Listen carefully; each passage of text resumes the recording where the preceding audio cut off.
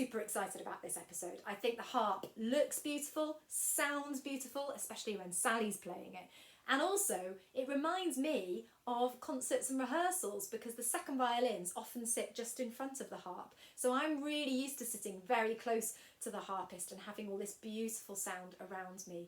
But there was so much about the harp that I didn't know. I learnt loads through watching this video.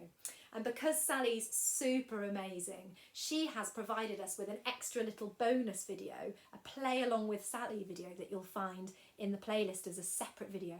So if you play an instrument and you'd like to have a go at playing a duet with Sally, have a look at their bonus video.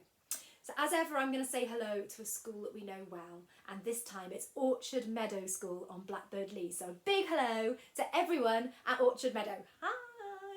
Hope to see you really soon, and here's Sally. Hello, my name's Sally, and I'd like to show you my instrument, which is called the harp.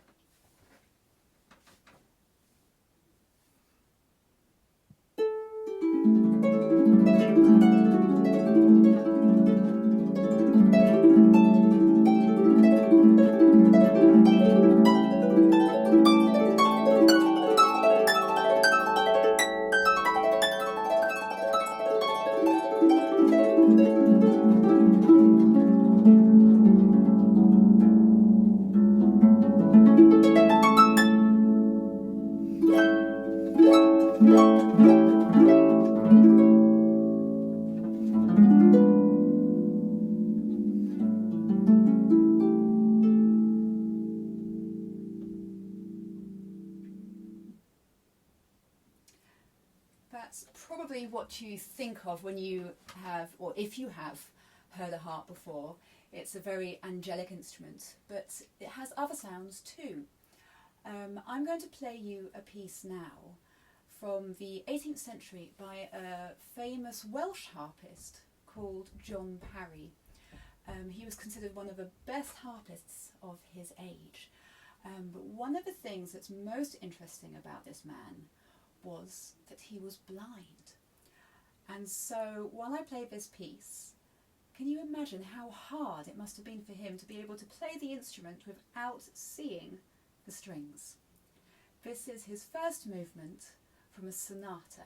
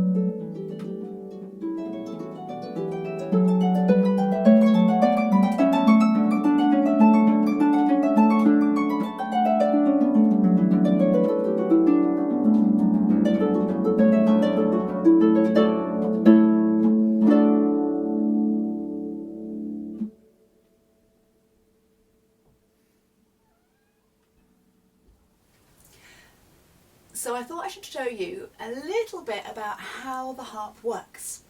So I've changed the angle here so you can hopefully see a bit more of the instrument. If I stand up straight, I can get my hand on the top. It's a little bit bigger than me. And this harp here is called a concert grand harp. And it has 47 strings, going from a very, very thick, long, low C string for here, all the way up until a really high, very thin string here. So the longer and thicker the strings make it a lower sound, and as it gets smaller and shorter, it gets higher.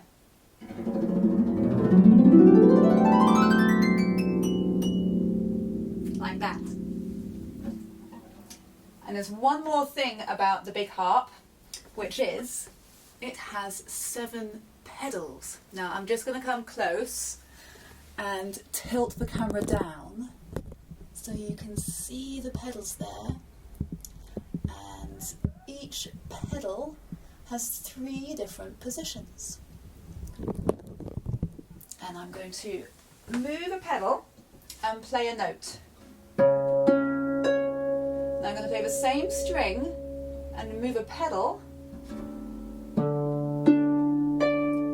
and each pedal has 3 different positions, so I can move it one more time.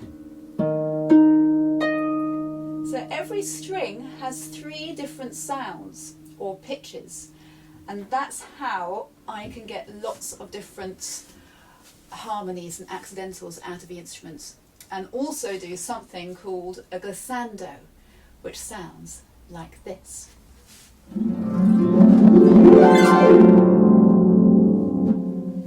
And if I move my pedals, I can make different sounding glissandos. So let me just move my feet and let's see what this sounds like.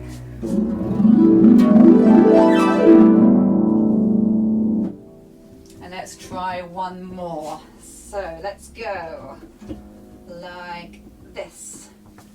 So same strings, pedals in a different place. So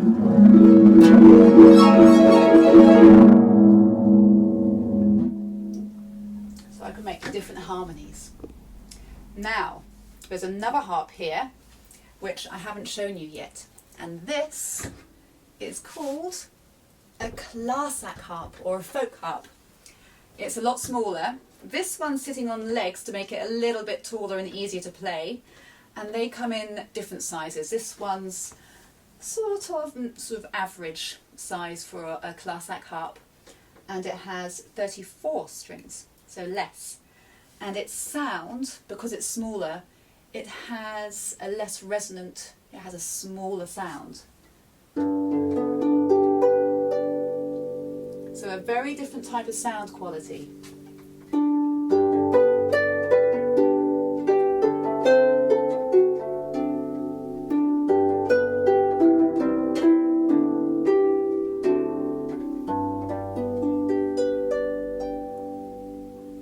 And this one doesn't have pedals. It has some levers at the top. So I can move these levers up and down, to make different pitches of the strings. But I only have 2 options for each string, compared to 3 for the big harp. So there you have it. You have a concert grand pedal harp and a lever or Classic harp. And there are other types of harps too. There are some with 3 sets of strings called a triple harp.